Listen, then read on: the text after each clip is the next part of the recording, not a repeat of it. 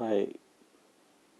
Every organization have business goals to accomplish, and in order to accomplish those business goals, they create funnels of probable projects which may help them to deliver those results.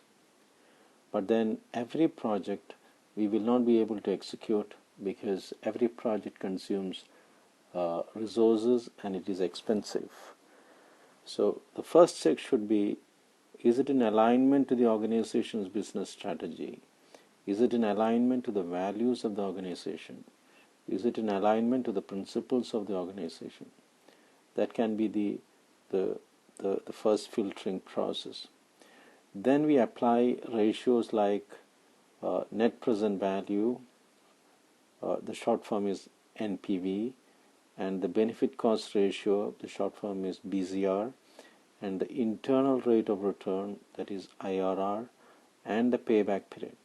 When we say payback period, it is the number of years it takes to get the investment, the initial investment out of the project.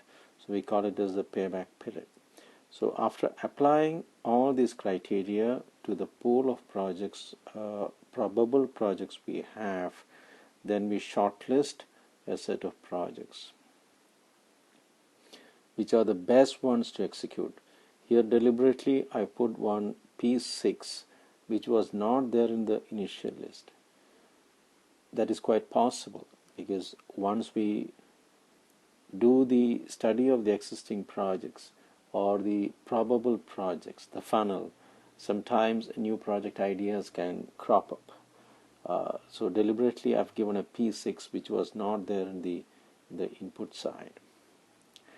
Then once we shortlist this project, then the project management starts.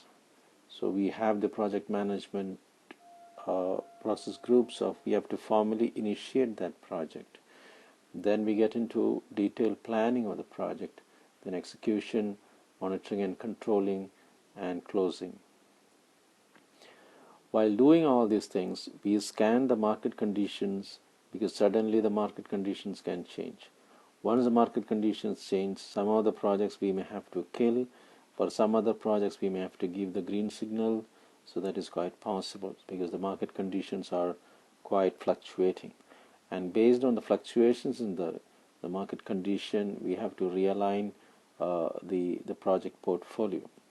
And once the projects are done, then as a good practice for the portfolio, we have to measure the actual benefits we got versus the projected benefits when we started these projects.